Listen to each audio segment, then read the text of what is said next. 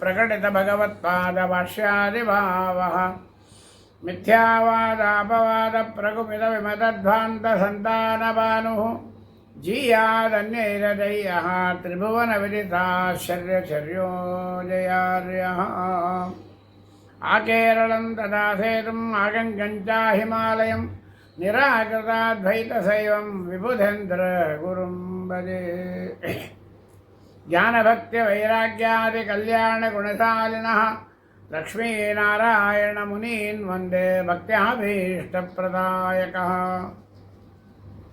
मायातन्त्रापरारिष्वयवपनयतो मध्वसिद्धान्तनाम्नो नेत्राणि वक्त्रजो वित्तजनकरेन्द्रदेहयत्प्रबन्धाः यद्वागद्वैतविद्याशुलकुलकुलशप्रौढिमाडौकदेशः श्रेयो भूयो विदध्याते सुमहितमहिमा सम्प्रति व्यासराजः तपो भक्त्या विरक्त्यादि सद्गुणोगाकरानगं वादिराजगुरून् वन्दे हयग्रीव पदाश्रयान् चातुर्यैकाकचतुरधिकशतग्रन्थरत्नप्रणेता धूताराधिप्रबन्धः स्फुटविदितचतुष्षष्टिविद्याविशेषः सोऽयं न श्रीसुरेन्द्रो व्रतिवरतनयोऽद्वैतशैवासहिष्णुः पुष्णादु श्रीजयेन्द्रः त्रिभुवनविदितः सर्वतन्त्रस्वतन्त्रः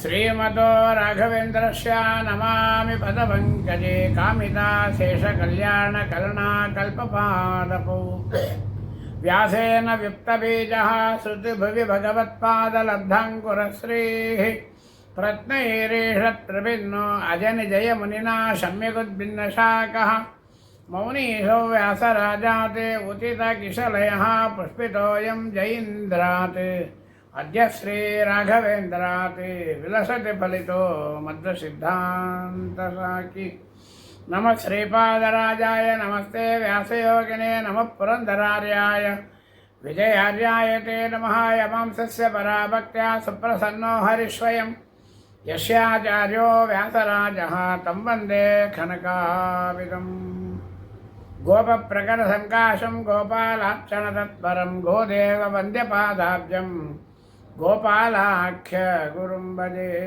जलज्येष्ठनिभाकारं जगदीशपदाश्रयं जगदीतलविख्यातं जगन्नाथ गुरुं भजे नमोऽस्तु तात्विका देवाः विष्णुभक्तिपरायणाः धर्ममार्गे प्रेरयन्तु भवन्तः सर्व एव हि श्रीगुरुभ्यो नमः हरिः ओम्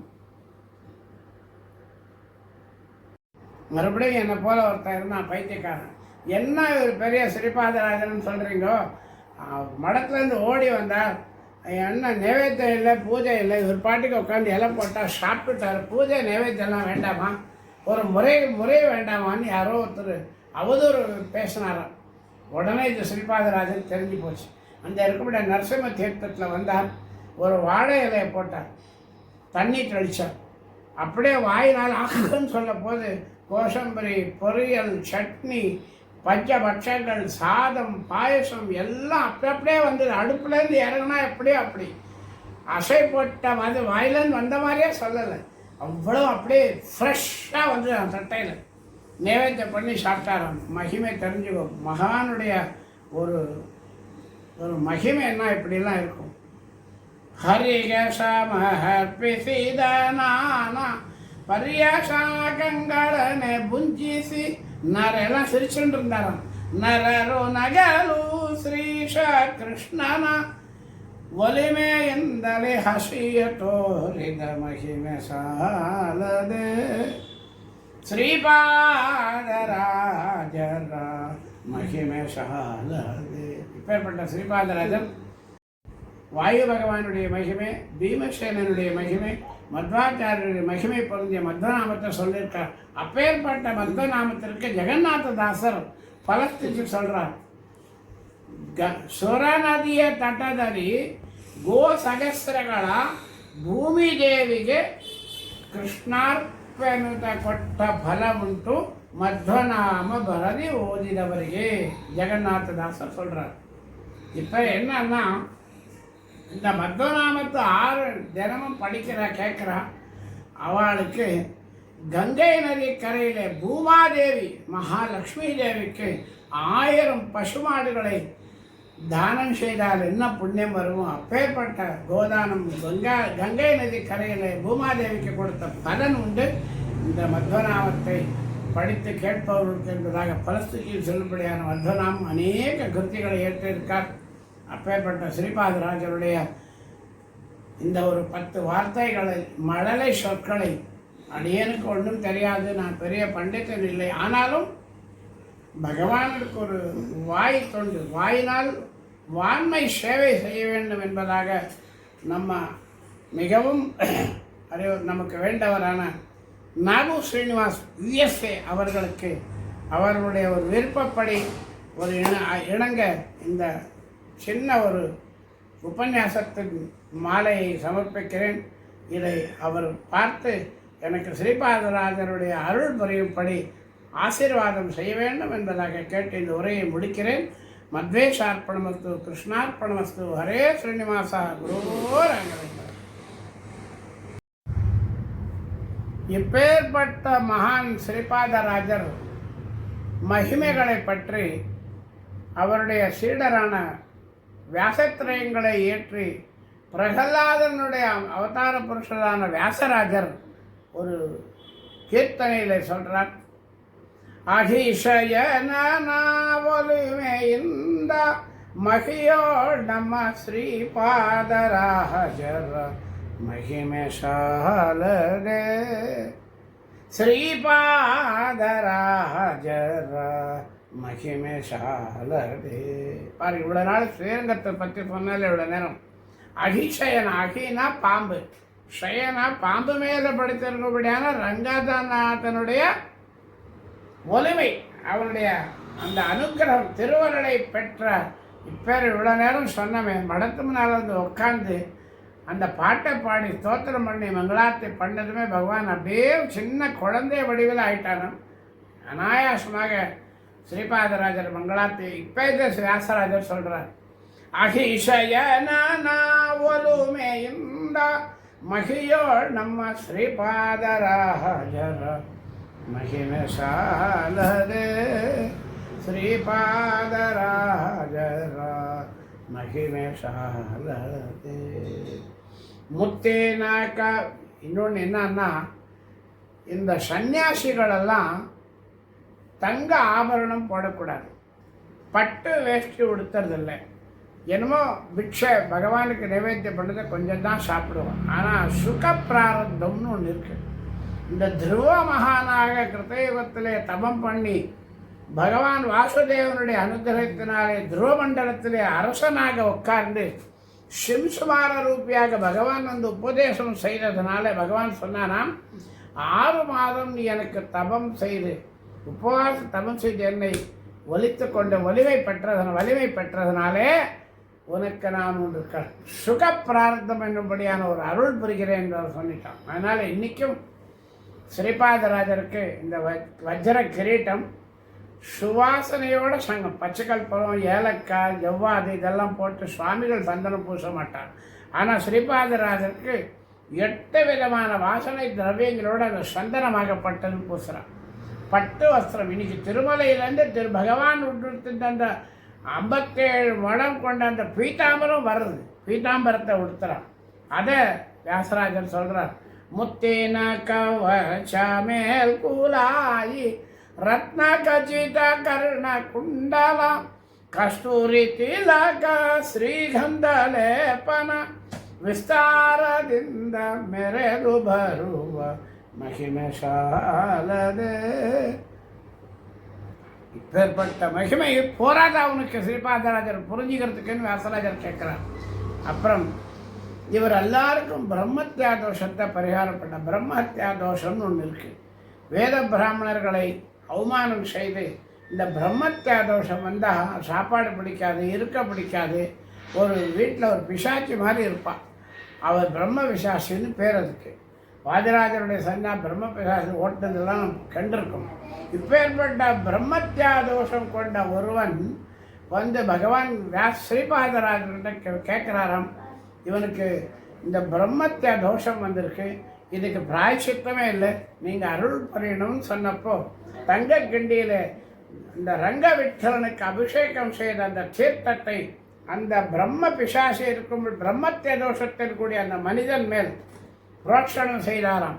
விப்ரகே கோஹத்ய தோஷ பரலு க்ஷிப்ர சங்கோத கதி காளிய தோஷம் போயிடுச்சு, நல்லவன் ஆயிட்டான். யாரோ என்ன மாதிரி ஒருத்தர் குறுக்கு புத்தி இருக்கிறவன் இருந்தான், கோழி, அதாவது கோழி சொல்கிறவன், சாடிகளவன் பேர். என்ன இது சும்மா நாடகம் பண்ணுறாரு, ஒரு பணத்துக்காக என்னமோ ஏமாத்துறாரு எல்லாரையும். கோஹத்தியம், ஸ்ரீஹத்தியம், சிசுஹத்தியம், ஆத்மஹத்தியம் எல்லாம் போயிடுதுன்னு சொல்கிறார். சங்கர் தீர்த்தத்தினால பார்க்கலாம் என்பதாக பரீட்சை பண்ண வந்த பொழுது ஸ்ரீபாதராஜர் சொன்னாராம், ஒரு நல்ல வெள்ளையான பீத்தாம்பரத்தை கொண்டு வா, ஒரு எண்ணெய், இழுப்பெண்ணெய்னு பேர், கருப்பாக இருக்கும் அந்த எண்ணெய், அந்த எண்ணெயில் முக்கிய எடு, வெறும் அழுக்காயிடும். இந்த வெள்ளையான வஸ்திரம் அழுக்கு கருப்பாக காணும். அப்போது கொண்டு வா அப்படின்னு சொன்னப்போ கொண்டு வந்தாராம். அந்த சங்க தீர்த்தத்தை அந்த துணி மேல் போட்டாராம், துணி வெள்ளை ஆயிடுத்தான். விப்ரகே கோஹத்ய தோஷ பரலு ಕ್ಷಿಪ್ರ ಶಂಕಾದಕದಿ ಕಾಳಿಯ ಅಪ್ರಬುದ್ಧರು ದೂಷಿಸಲಾವಾಗ ಕಪ್ಪು ಅಸ್ತ್ರವ ಶುಭ್ರ ಮಾಡಿದ மகிமை சாலதே. இன்னொன்று சொல்கிறான், முழுபாகலில் வந்திருக்கா ஸ்ரீபாதராஜர் கடைசி காலம். அப்போது மகான்கள் எல்லாம் வந்திருக்கா, எல்லாம் ஸ்வர்ணவர்ண தீர்த்தர் குருவெல்லாம் வந்திருக்கா, குரு பீட்டமெல்லாம் வந்திருக்கு, வியாசராஜர் உட்காந்துருக்கா, எல்லாரும் சேர்ந்துருக்கான். ஸ்ரீபாதராஜர் மடத்தில் உள்ளே உட்காந்துருந்தார், தியானத்தில் உட்காந்துருந்தார். காலையில் எழுந்து எல்லா குரு பீடம் கேட்டாரும், ஏன் ஸ்ரீபாதராஜர் இன்னும் வரல, அவரை கூட்டிண்டு வா அப்படின்னு சொன்னார். உள்ளே ஜபம் பண்ணிட்டு இருந்தார். அவர் குளிக்கவே இல்லை, அப்படியே உட்காந்துருந்தாருன்னா ஒரு பொய் பிரச்சாரம் பண்ணுறார். கண்டிப்பாக கிடையாது, நம்மள மாதிரி இல்லை, வரலாம் ஞானிகள். குளிச்சுட்டு ஜபம் பண்ணிட்டு உட்காந்துருந்தார். இன்னும் பூஜை நைவேத்தியம் எதுவுமே ஆகலை. குரு கூப்பிடுறாருன்னு சொன்னதுமே அப்படியே பூஜை பாதியில் விட்டுட்டு பூஜையே செய்யல, ஓடி வந்துவிட்டார். வந்ததுமே குரு சொன்னாராம், எல்லாம் ஆச்சு, தீர்த்தம் கொடுக்குறேன் சாப்பிடு அப்படின்னு சொன்னாராம். நான் பூஜை பண்ணலை, நைவேத்தியம் பண்ணலை, எப்படி சாப்பிட்றதுன்னு கேட்கல. குரு வாக்கியம். ஸ்ரீ குருபியோ நமஹ.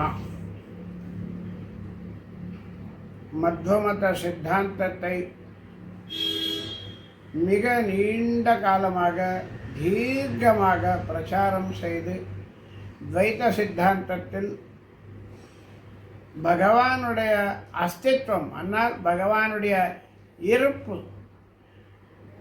என்பது தத்துவத்தை விளக்கிய மகான்களில் முதன்முறையாக திகழ்ந்தவர் என்றால் தாசக்கூட்டத்தில் வந்தவர்களில் முதலில் பரமாத்மனுடைய பகவானுடைய தாசத்துவத்தை பிராரம்பம் செய்தவர் ಲಕ್ಷ್ಮೀ ದೇವಿ. ಜಗದುದರಣ ಅತಿ ವಿಮಲ ಗುಣರೂಪಗಳನ್ನು ಆಲೋಚನದಿ ಭಾರತ ನಿಗಮ ತತಿಗಳ ಅತಿಕ್ರಮಿಸಿ ಕ್ರಿಯಾವಿಶೇಷಗಳ ಬಗೆಬಗೆಯ ನೂತನವ ಕಾಣುತ್ತಾ ಮಿಗೆ ಹರ್ಷದಿಂ ಹೊಗಳಿ ಹಿಗ್ಗುವ ತ್ರಿಗುಣ ಮಾನಿ மகாலட்சுமி சந்தைசல் அனுதினவு. புரந்தரதாசர் சொல்கிறார், லக்ஷ்மி தான் முதலில் பகவானுடைய தாசியாக விளங்கியவர். முதல் தாசி யார்? பகவானுடைய தாசத்தில் விளங்கியவர் முதன்முதமையாக வந்தவர் யார் என்றால் மகாலட்சுமி தேவி. ಹೆಜ್ಜೆಯ ಮೇಲೊಂದು ಹೆಜ್ಜೆಯ ನಿಕ್ಕುತ್ತ ಗೆಜ್ಜೆಯ ಕಾಲ್ಗಳ ಧ್ವನಿಯ ತೋರುತ್ತಾ ಸಜ್ಜನ ಸಾಧು ಪೂಜೆಯ ವೇಳೆಗೆ ಮಜ್ಜಿಗೆ ಒಳಗಿನ ಬೆಣ್ಣೆಯಂತೆ ಎಂದು ದಾಸರಾர் கூறியபடி காலில் சிலங்கை கட்டி பகவான் முன் நர்த்தனம் செய்து பகவானுடன் இருக்கும்படியான தாசி லக்ஷ்மி தேவி. லக்ஷ்மி தேவிக்கு பிறகு வந்தவர் வாயு பகவான், ஆஞ்சநேயர். முதல் தாசர் யாருன்னா அவர் தான். பகவானுடைய சிருஷ்டி ஸ்திதி லயா ஞான அஜான பந்த மோட்சப்பிரதம் என்னும்படியான ಎಷ್ಟು வகையான சிருஷ்டி காரியங்களை பகவான் நடத்தினார். 14 லோகங்களில் இருக்கும்படியான 84 லட்சம் ஜீவராசிகளுடைய சிருஷ்டி ஸ்திதி லய ஞான அஜான பந்த மோட்சப்பிரதத்தை சிறந்து விளக்கியவர் பகவான். எப்படி? பகவானே நேரில் எதையும் செய்யவில்லை. பகவான் தன்னுடைய கடைக்கண் பார்வையினால். மத்வாச்சாரியார் சொல்கிறார், விஸ்வஸ்திதி பிரளயசர்க மகாவிபூதி விருத்தி பிரகாச நியமா விருதுபந்த பக்ஷாக யஸ்யா அபாங்கலவ மாத்திரத ஊர்ஜிதா சாஹ ஸ்ரீஹி யத் கடாட்ச பலவத்தைதம் நம. பூர்ண நோடத்தில் பார்க்கவில்லை. பகவான் தன்னுடைய கடைக்கண், வாரமான வாரக்கண் சொல்றார். அந்த கடைக்கண் பார்வையினால லக்ஷ்மியை பார்த்து பார்வை அளித்ததற்கு அதனுடைய பலனாக, அதனுடைய விளைவாக, பகவானுடைய கிருபா திருஷ்டி கடைக்கண் பார்வையின் விளைவாக லக்ஷ்மி தேவி பகவான் விருப்பப்படி அவன் ஆணைக்கு இணங்க, அவனுக்கு இணங்க 14 லோகங்களில் இருக்கும்படியான ஜீவராசிகள் எல்லோருக்கும் சிருஷ்டி ஸ்திதிலயாதிகளை அஷ்ட கர்த்தத்துவங்களை செய்கிறார். பகவான் தன்னுடைய கடைக்கண் பார்வையினால் செய்தார். ஆனால் லக்ஷ்மி தேவி எப்படி செய்தார்? ஆஞ்சநேயன் வாயு பகவானுக்கு கடைக்கண் பார்வை இல்லை. அது எப்படி செய்தார்னா கோபால்தாசர் சொல்கிறார், ஈ பரிஹரிய தயா பாத்திரள ಶುಭನು ಪುರಾದಿಶ ಕಲಾಪ ಶೋಭಿತ ಬೃಛಾಪ ಚಲನದಿಂದ ಆಪವಮಾನನಗೀಶ ಪದದೆ ಭವತಾಪಗಳಳಿದು ಕಾಪಾಡಲೆ ಸಕಲಾಪಧರಳೆ ಕೊಲ್ಲಾಪುರ ಗತೆ கமலே. லக்ஷ்மி தேவி பகவான் வாரக்கண்ணில் பார்த்தால், லக்ஷ்மி தேவி ஆஞ்சநேயன் அதாவது வாயு பகவானை எப்படி பார்த்தார்? சாப்ப சலனದಿಂದ பகவான் வாயு பகவான் லக்ஷ்மி தேவியின் திருவடியில் இருக்கும் பொழுது, ப்ருன்னா இந்த கண்ணு மேலே இருக்கும்படியான புருவம், ப்ரு அந்த அது எப்படி இருக்குது லக்ஷ்மி தேவிக்கு? நமக்கெல்லாம் சில பேருக்கு இருப்பதே இல்லை, கோணாமோனையாக இருக்கிறது, ஏறக்குறைய இருக்கும். ஆனால் லக்ஷ்மி தேவியினுடைய லட்சணம் எப்படின்னா, சாப்பான்னா வில். அந்த வில் போன்றது. எந்த சாப்பம், எந்த வில்? ராமபிரானுடைய கையில் இருக்கும்படியான அந்த வில் எப்படி வளைந்து இருக்கிறதோ, அழகான வடிவத்திலே ராமபிரானுடைய வில், அந்த சாப்பம் வில்லை போன்று வளைந்து விளங்கும்படியான சிறந்த அந்த புருவத்தை ஒரு வாட்டி சலனா ஆட்டினாளாம், நகர்த்தாள். இப்படி கண் அடித்தாளாம், கண் அடிக்கலை, இந்த புருவத்தை நகர்த்தினாள். சாப்ப சலனದಿಂದ ஆபவமானகே வாயு பகவான் ஒவ்வொரு ஜீவராசியிலும் நின்று வருடத்திற்கு 77,000 சுவாச உச்சுவாச ஜபங்களை வாயு பகவான் செய்து வருகிறார். எப்படி? லக்ஷ்மி தேவியினுடைய அந்த புருவனுடைய அசைவினால், பகவான் கிருபா திருஷ்டியினால். இப்படி இருக்கும்பொழுது இந்த வாயு பகவான் ஜெகத்குருவாக 14 லோகங்களுக்கும் குருவாக ஸ்ரீமன் மத்வாச்சாரியராக விளங்கி துவைத சித்தாந்தத்தை நிலைநாட்டினார். மத்வாச்சாரியருக்கு பிறகு வந்தவர் தாசர். இப்போ யார் யார் தாசர்?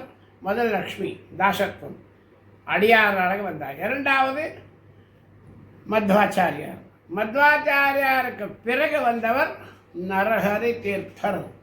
எல்லாரும் பகவானுடைய தாசர்கள் தான், இதில் வேறுபாடு எதுவும் கிடையாது, எல்லாரும் தாசர்கள் தான். ஆனால் இப்பயே இதை கொண்டு வரோம் அப்படின்னா, கன்னடத்தில் பிராகிருத பாஷைன்னு சொல்கிறோம். எல்லாரும் பாமர மக்களும் ஏழை எளியவர்களும் எளிதாக பகவானுடைய ஸ்ரீமத் பாகவத சாஸ்திரத்தை அறிந்து கொள்வதற்கு ஏதுவாக நாம் எல்லாரும் பேசும்படியான கலோக்கியமான பேச்சு வார்த்தையிலேயே நமக்கு தத்துவத்தை விளங்கியவர்களை இங்கு வரிசைப்படுத்தி வருகிறோம். முதல் பகவான் சர்வோத்தமன், லக்ஷ்மி தாசியாக வந்தாள், வாயு பகவான் தாசியாக வந்தார். அதற்கு பிறகு அதே வாயு பகவானை மத்வாச்சாரியராக வந்தார். அந்த மத்வாச்சாரியருடைய பரம பவித்திரமான பீடத்திலே நரஹர் தீர்த்தர் என்னும்படியான மகா ஞானி வந்து கன்னடத்திலே பிராகிருத பாஷையிலே மத்வாச்சாரியாரின் பகவானுடைய தத்துவங்களை விளக்கினார்.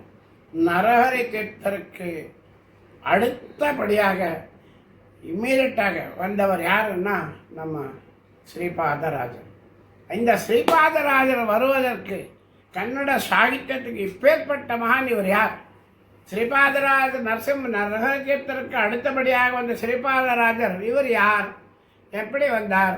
இவருடைய பூர்வீகம் என்னன்னா, ஸ்ரீமத் பாகவதத்திலே துருவ மகாராஜன் 6 மாத காலங்கள் பகவானுக்கு காட்டிலே போய் தவம் இருந்து பகவானை தரிசனம் பெற்றார். பாகவதம் சொல்கிறது, யோ அந்த பிரவிஷ்ய மம வாச்சமிமம் பிரசுப்தாம் சஞ்சீவயதி அகில சக்தி தரஸ்வதாம்னா அந்யாப்த ஹஸ்தச்சரண சிரவணத்வகாதீன் பிராணான் நமோ பகவதே புருஷாய துப்பியம்.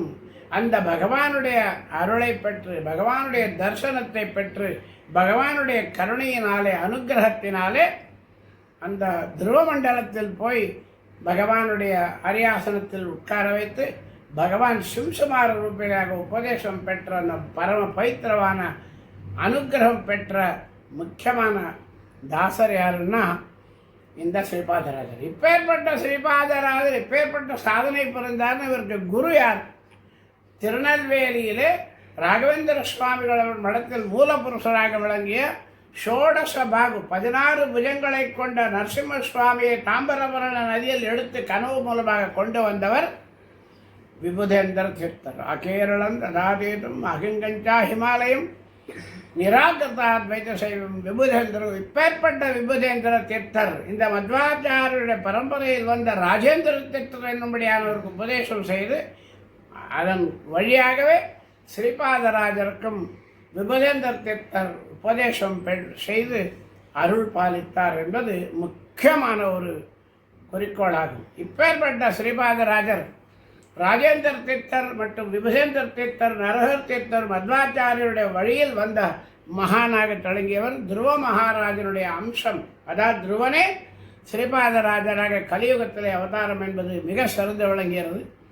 1422ஆம் ஆண்டு அங்கிருந்து 1480ஆம் ஆண்டு வரை இவர் மகா சிம்மாசனத்தில் 88 வருஷங்கள் நீண்ட தீர்க்க ஆயுளுடன் மத்வ சாஸ்திரத்தை பரப்பி கன்னடத்திலே மகா கிருத்திகளை இயற்றி மத்வ சித்தாந்தத்தை, பகவானுடைய தத்துவத்தை போதித்த மகன் ஸ்ரீபாதராஜர் என்பது நாம் நினைவில் கொள்ள வேண்டும் என்பதாக இப்பேற்பட்ட ஸ்ரீபாதராஜரை நாம் வணங்குவோமாக என்று சொல்லி இந்த 2ஆம்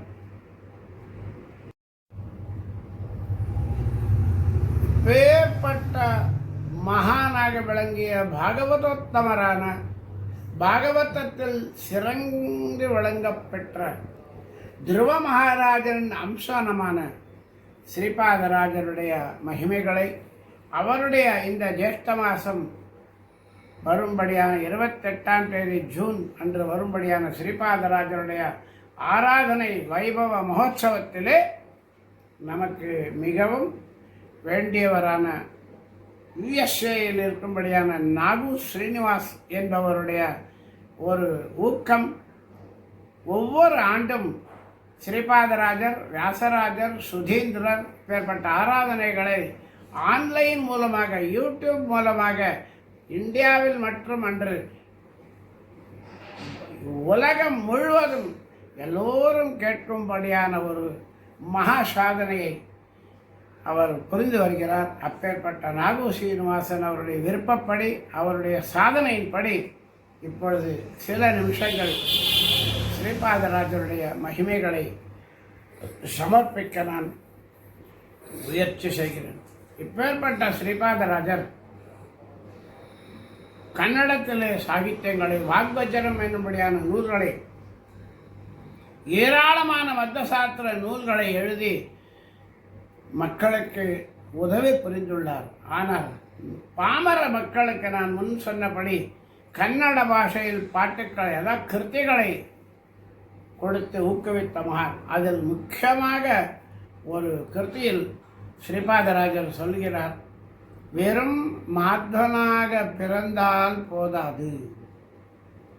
மாத்வனாக பிறந்த நானும் மாத்வன் தான். குடுமி வச்சுருக்கேன், துளிச்சமணி போட்டிருக்கேன், அங்காராட்சத்தை வச்சுருக்கேன். எல்லாரிடத்துலையும் பார்த்தார், எல்லாரும் நம்ம மாத்வ மதத்தினுடைய பண்டிதர் என்பதாக நமஸ்காரம் செய்கிறார்கள்.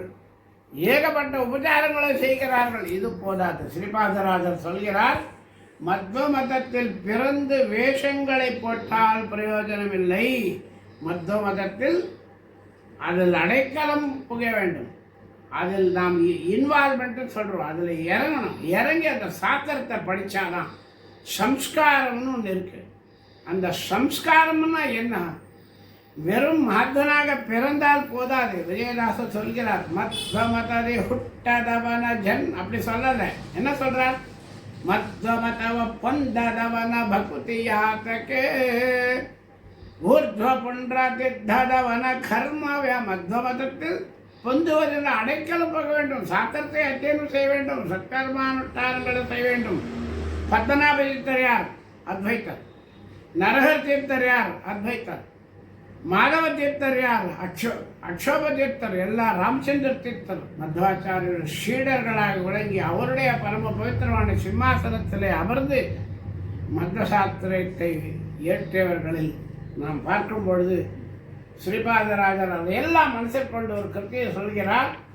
மருதம் சனமாதா விடியாத ಇಹಪರಂಗಳಲ್ಲಿ ಸುಖ ಇಲ್ಲವೆಂದು ಅರಿತು ವಿವೇಕದಿ ನಮ್ಮ ಗುರುರಾಯರ ನಂಬಿ ಭಜಿಸೇಲೋ ಮನುಜ மருதம் சனமாத பிடியாதே. மத்வ மதத்தை பிடிக்கணும், அதில் படிக்கணும், அதில் இன்வால்மெண்ட் கொண்டு வரணும், அதில் பிம்ப பாசனை கொண்டு வரணும். உதாரணம் சொல்றார். அதில் ಕ್ಷೀರವಕರದಿಟ್ಟ ಮಾತ್ರದಿ ಸಂಸ್ಕಾರವಿಲ್ಲದೆ ಘೃತವಾಗದಂತೆ. நல்ல பசுவினுடைய பால், சுத்தமான பசுவின் அப்பொழுதே கறந்த பசுவின் பால், அதை நல்ல தங்க சொம்பில வச்சிருக்கோம். ஏன் இது உதாரணம் கொடுத்தாரு? நாமெல்லாம் தங்க சொம்புகள்.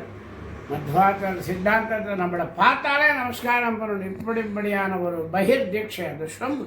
நாமெல்லாம் தங்க சொம்பு. மத்வாச்சாரியர் வேஷம் போட்டிருக்கோம், துளசி மணி போட்டிருக்கோம், அக்ஷத அங்காரம் வச்சிருக்கோம், குடுமி வச்சிருக்கோம். ஆனால் இது தங்க சொம்பு. அதில் இருக்கும்படியான பால் எது? மத்வ சாஸ்திரம்.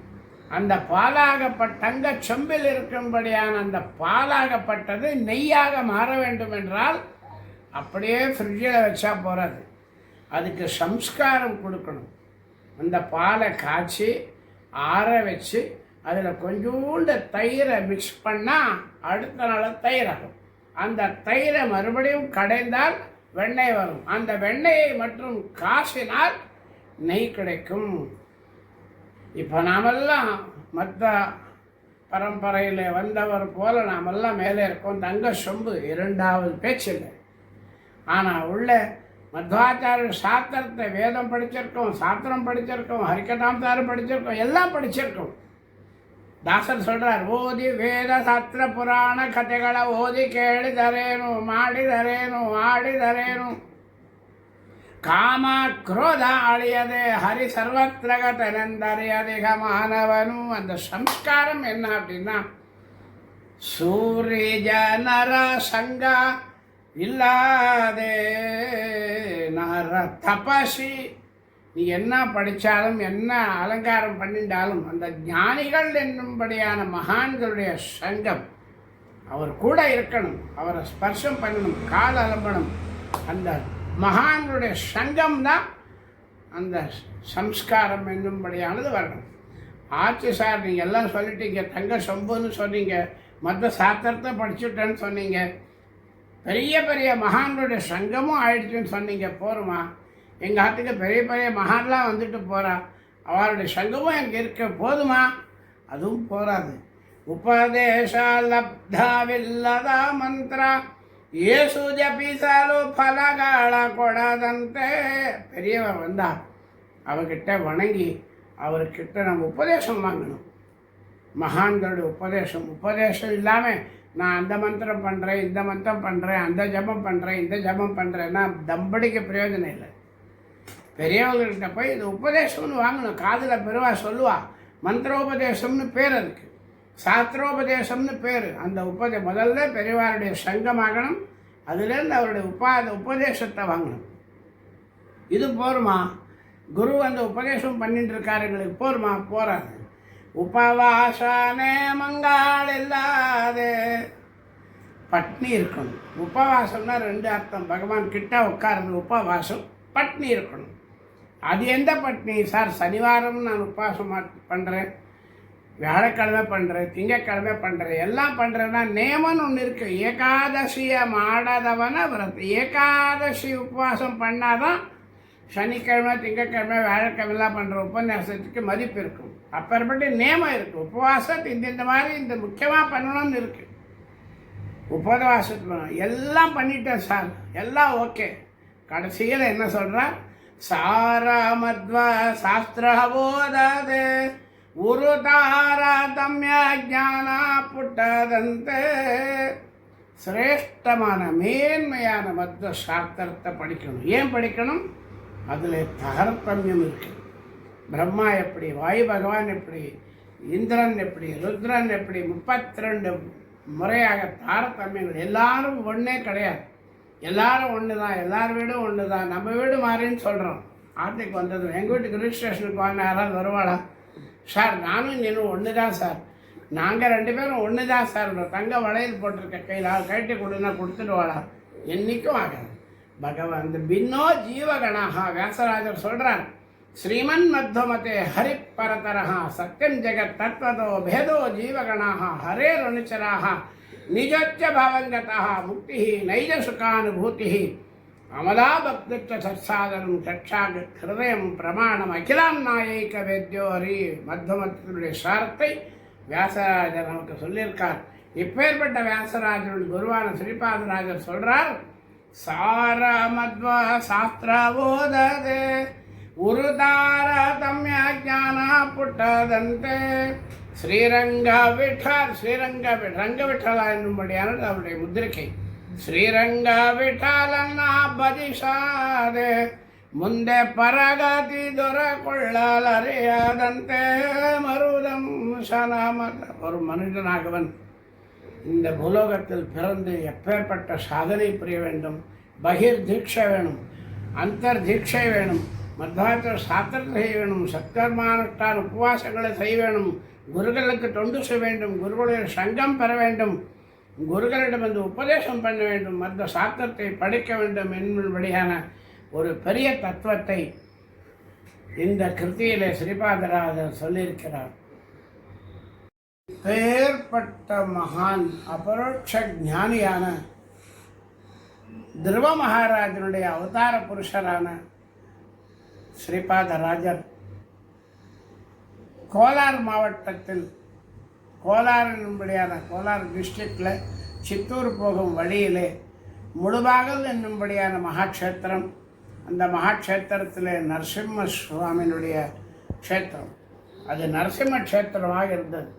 நான் முதலே சொன்னபடி மத்வாச்சாரியருடைய பரம பவித்திரமான பீடத்திலே அமர்ந்தவரான அக்ஷோபிய தீர்த்தர் என்னும்படியானவர் இந்த முழுபாகல் க்ஷேத்திரத்தில் வந்து தவம் இருக்கும் பொழுது, பகவானுடைய தியானத்தில் இருக்கும் பொழுது, பகவானுடைய சிந்தனையினாலே இந்த அங்காரம்னு சொல்கிறோம், பகவானுக்கு தூபார்த்தி பண்ணுறோம், அந்த அங்காரத்தினால் அங்கே ஒரு கல் இருந்தது. அந்த கல் மேலே கை அப்படி எழுதுண்டே நரசிம்ம பகவானை தியானம் செய்தார்.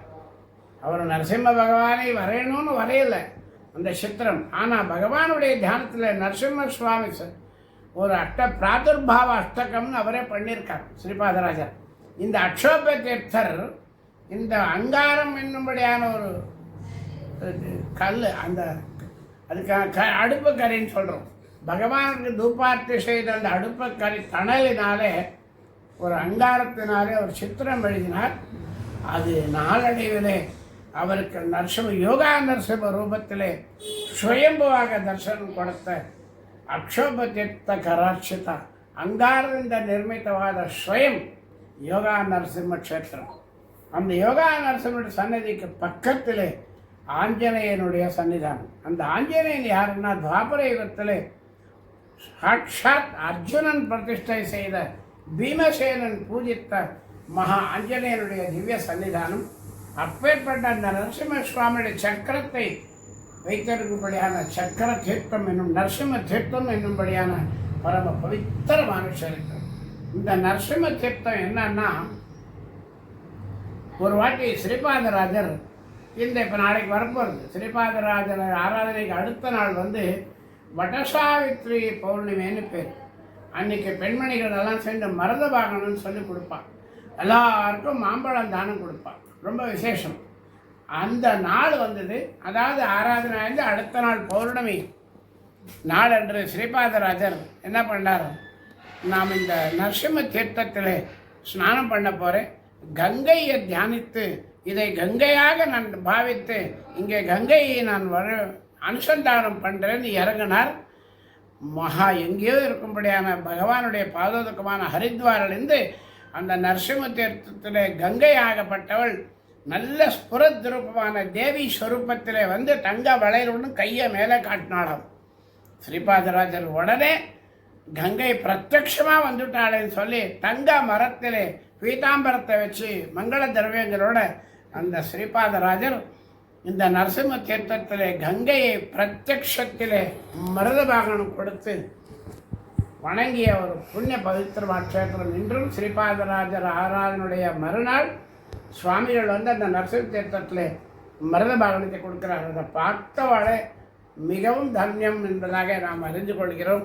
அப்பேற்பட்ட நரசிம்ம தீர்த்தம் இந்த அக்ஷோபதீர்த்தால் செதுக்கப்பட்ட ஸ்வயம்புவான ஸ்வயம் பிரத்யக்ஷமான யோகா நரசிம்ம சுவாமி அர்ஜுனன் பிரத்யக்ஷ பீமசேனன் பூஜை செய்த துவாபர யுகத்தில் வளர்ந்த இப்பேற்பட்ட பீமசேனுடைய சன்னிதானத்தில் ஸ்ரீபாதராஜர் இறங்கியிருக்கார். அந்த வியாசராஜர் வந்திருக்கார். இவருடைய சிஷ்யர் வியாசராஜர்லாம் சொல்லிட்டு போனால் 4 காலாவகாசம் கிடையாது. சுருக்கமாக சொல்கிறேன். அங்கே ஒரு சின்ன இடம் இருக்குது, ஒரு குகை மாதிரி இருக்குது. அங்கே வியாசராஜர் ஜபம் செஞ்சுட்டு உட்காந்துவிட்டார். ஜபம் செஞ்சுட்டு உட்காந்துருக்கும் பொழுது பெரிய சர்ப்பம் நாகப்பாம்பு வியாசராஜரை சுற்றின்னு கொடுத்து எல்லாரும் சொன்னான், வியாசராஜர் சின்ன வயசில் அந்த குகையில் போய் உட்காந்துருக்கார், நாகப்பாம்பு சுற்றின்னு இருக்கு, என்ன ஆகும் விளையா ஆக போகிறதோ என்னன்னு கேட்டப்போ ஸ்ரீபாதராஜர் பார்த்தார். சாட்சாத் பத்மாச்சாரியுடைய இம்மிடியட் சிஷ்யரான பத்மநாப தீர்த்தர் பாம்பு வடிவில் வியாசராஜருடன் அனுகிரகம் செஞ்சுருக்கார் என்பதாக பார்த்து சர்ப்ப பாஷையிலேயே பேசிய அந்த பத்மநாப தீர்த்தர் பாம்பை நகர்த்தி வியாசராஜருக்கு அருள் பாலித்த க்ஷேத்திரம் இன்றைக்கும் அந்த முழுபாகலில் இருக்குது. அப்பேற்பட்ட பரம பவித்திரமான க்ஷேத்திரம் இந்த ஸ்ரீபாதராஜருடைய க்ஷேத்திரம்.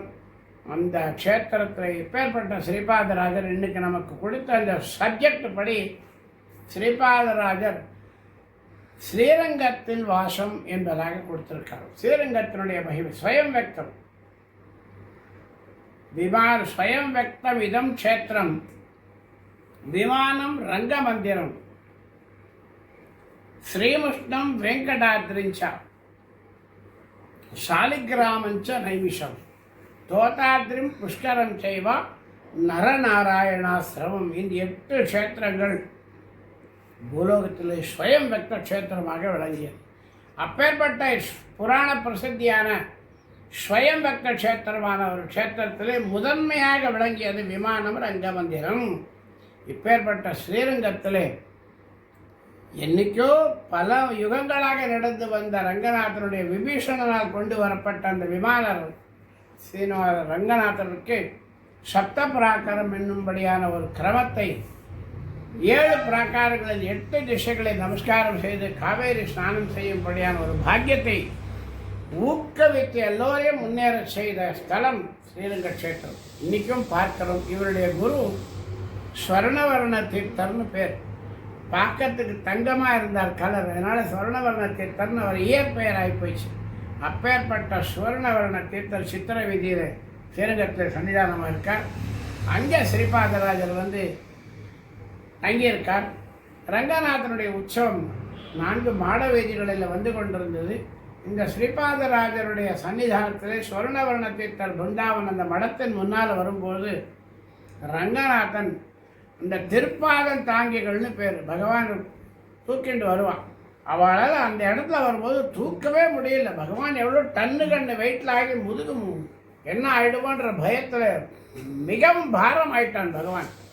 அப்பேற்பட்ட பாரமான அந்த சுவாமியை இன்னும் நம்மால் தூக்க முடியாதுன்னு மடத்து முன்னால் ரோட்டில் கீழே வச்சுட்டான். ஓன்னு சத்தம், கோவிந்தா கோவிந்தான். உள்ளே ஸ்ரீபாதராஜர் உட்காந்துருந்தார். என்ன சத்தம் கேட்டார். ரங்கநாதன் மடத்து முன்னால் வந்திருக்கான், தூக்க முடியல, ரொம்ப பாரமாகி வச்சுட்ருக்கான். உடனே ஸ்ரீபாதராஜர் வெளியில் வந்தார். ரங்கநாதனுக்கு மங்களார்த்தி பண்ணி ஒரு கிருத்தியை ரச்சனை பண்ணார். ஜகங்களொಳಗೆ ಮಂಗಳಮೂರ್ತಿ ರಂಗನ ಶ್ರೀಪಾದಂಗಳ ನೋಡದ ಕಣ್ಗಳಿದ್ಯಾತಕೋ காவேரி ரங்கன நோடத. உலகத்திலே மிகவும் மங்களமூர்த்தியான ரங்கநாதனை பார்க்காம இந்த கண் இருந்து என்ன போனா என்னன்னு சொல்றார். அப்பேற்பட்டது ಎಂದಿಗಾದರೊಮ್ಮೆ ಜನರು ಬಂದು ಭೂಮಿಯಲ್ಲಿ ನಿಂತು ಚಂದ್ರ ಪುಷ್ಕರಣಿ ಸ್ನಾನವ ಮಾಡಿ ಆನಂದದಿಂದಲೇ ರಂಗನ ನೋಡದ கண்களித்யாத்தோ. லைஃப்பில் ஒரு வாட்டியாவது பிறந்து சந்திர புஷ்கரணி ஸ்நானம் பண்ணி ரங்கநாதனை தரிசனம் பண்ணாத இந்த கண் இருந்து என்ன போனா என்ன. அப்புறம் காவேரி ஸ்நானம் பண்ணணும். ஹரிபாதோதக ಶ್ರಮ ಕಾವೇರಿ ವಿರಜಾ ನದಿಯಲ್ಲಿ ಸ್ನಾನವ ಮಾಡಿ ಪರಮ ವೈಕುಂಠ ರಂಗನ ಮಂದಿರ பரவாசுதேவன நோட. பரவாசுதேவன் அங்கே பிரசித்தம். ரங்கநாதனுடைய தரிசனம் பண்ணி பக்கத்தில் வெளியில் வந்ததுமே சின்ன தங்க ஃபிக்ஸ் பண்ணியிருப்பான். அங்கே நின்னா கோபுரத்தில் இருக்கும்படியான, விமானத்தில் இருக்கும்படியான ஒரு பகவானுடைய உருவம் தரிசனம் ஆகும். அது பரவாசுதேவன். எப்படின்னா பகவானுடைய சுதர்சனம் இப்படி தான் இருக்கும், ஆனால் அங்கே மட்டும் இப்படி இருக்கும். அது பரவாசு, முக்தி அளிக்கும்படியான ரூபம் பரவாசு. அவனை பார்க்காத கண் இருந்து என்ன பிரயோஜனம். ஹரஹீர வைஜயந்தி தோர முத்திನ ಪದಕ ಧರಿಸಿ ತೇರನೇರಿ ಬೀದಿಲಿ ಮೇರೆವ ರಂಗ விட்டலராயன நோடத. உலகத்தில் 3 நம்ம பார்க்கணும் லைஃப்பில். ஒன்று திருப்பதி தேரழகுன்னு சொல்கிறான். திருப்பதியில் அந்த பிரம்ம ரதம் வரும்போது பிரம்மாதி தேவதைகள் ஞானிகள் எல்லாம் வந்து முன்னால் நிற்பாளாம். இந்த தேர் நகரும் போது கோவிந்தான்னு சொன்னால் 33 தேவதைகள் ஆசீர்வாதம் கிடைக்கும். தேரழகு. காஞ்சிபுரத்தில் கருட அழகு. சுவாமி 5 மணிக்கு கோபுர வாசல்லேருந்து கருடன், தங்க கருடன் மேலே வந்தான்னா சாயங்காலம் 4 மணி ஆகும் திரும்ப உள்ளே போகிறது. அந்த கருடனுடைய அசைவு பார்த்தாலே பகவானுடைய கருடா, அதை பார்க்கணும். 3வது எதுன்னா ஸ்ரீரங்கத்தில் நடை அழகு. பகவானை தூக்கிட்டு வருவா பாருங்க. அந்த டான்ஸ் பண்ணும்போது அவளுக்குலாம் தெரியும், யாரும் பகவானை தூக்க விட மாட்டா. திருப்பாதம் தாங்கிடும் அந்த வையாளின்னு போடுறான். அதை ஸ்ரீபாதராஜர் சொல்கிறார். வையாளி ರಂಗನ ನೋಡದ, ಕಸ್ತೂರಿ ರಂಗನ ನೋಡದ, ಪರಿಮಳ ರಂಗನ ನೋಡದ. அப்பேற்பட்ட ரங்கநாதனுடைய மகிமை சொல்கிறார். ரங்கநாயகி அம்மாள், ரங்கநாதனுடைய தாயார் சன்னதி இருக்கு. அவளுக்கு என்ன பேருன்னா இன்னொரு பேர். இதெல்லாம் நம்ம ஸ்ரீபாதராஜர் காட்டியிருக்கார். படிதாண்டா பத்தினின்னு பேர். அவ படிதாண்டா பத்தினி. ஒரு படி தாண்டது ஆற்றுலேயே இருப்பாள் பத்னியா. அவளுக்கு பகவானுடைய உற்சவம்லாம் நடந்துட்டுருக்கு, ஆனால் நான் படி தாண்டா பத்னி, படி தாண்ட மாட்டேன். பகவானுடைய புருஷன் தரிசனமாகணும்னு கேட்டாலும் பகவான் அனுகிரகம் செஞ்சானாம். பிரேரணை ஆகிடுச்சு. இன்றைக்கும் பார்க்கலாம். ரங்கநாயகி தேவஸ்தானத்தில் வாசல்படியின் வெளியில் இந்த 5 விரல் வச்சா அந்த பள்ளம் விழும். அந்த பள்ளம் இருக்குது. அதாவது ரங்கநாயகி தாயார் உள்ளேயும் வரல, வெளியிலையும் போகல. உள்ளேருந்து அந்த 5 கையை அப்படி வச்சு 8 பார்த்தாளாம் ரங்கனா. வருஷத்துக்கு ஒரு நாள் பகவான் அங்கே போகிறான். அப்பேற்பட்டார். இதெல்லாம் ரங்கநாதருடைய சன்னிதானத்தில் பார்க்கலாம். இப்பேற்பட்ட ரங்கநாதருடைய சன்னிதானம் ஸ்ரீரங்கத்தில் அநேகமான நூல்கள், மத்வ கிரந்தங்களை ஏற்றிருக்கார். சாதுர்மாச விரதத்தை எப்படி செய்யணும், முறைப்படி என்ன, சட்ட பிரகாரம் எப்படி செய்யணும், எந்தெந்த தானங்கள் கொடுக்கணும், தீர்த்த ஸ்நானம்னா எப்படின்னு, காவேரினா எப்படி, எத்தனை மணிக்கு ஸ்நானத்துக்கு போகணும், எல்லாம் ஸ்ரீரங்க க்ஷேத்திரத்தினுடைய விவரங்களை ஸ்ரீபாதராஜர் எடுத்து காட்டி அன்னைக்கிலேருந்து தான் ஸ்ரீபாதராஜர் பகவானுடைய இருந்து க்ஷேத்திரம் இருந்தது. ஆனால் அது முறைப்படி பூஜை முறைகள், நடைமுறைகள், தரிசனங்கள், 6 கால பூஜைகள். இன்றைக்கும் பகவான் காலையில் 5:30 மணிக்கு தரிசனத்துக்கு முன்னால் கதவு திறந்தால் முதல்ல பசுமாடு போகும், அப்புறம் குதிரை போகும், அப்புறம் யானை போகும், அதுக்கப்புறம் ஒரு தாசர்னு இருப்பார். அவர் போய் பாட்டு பாடி வீணை வாசியில் உள்ளே போனப்போ தான் நம்மளெல்லாம் விடுவான். இப்பேற்பட்ட ஒரு ரங்கநாதனுடைய மகாட்சேத்திரத்தில் எவ்வளவோ ஆண்டுகள் ஸ்ரீபாதராஜர் இருந்து அவர் அடிக்கடி ஸ்ரீரங்கத்துக்கு போயிட்டு இருப்பார். ஸ்ரீரங்கத்திலே முக்கியமாக வாசம் செய்தவர் நம்ம ஸ்ரீபாதராஜர். அப்பேற்பட்ட ஸ்ரீபாதர் இவருக்கு இன்னொரு இயற்பெயர் லக்ஷ்மி நாராயண தீர்த்தர்னு பேர்.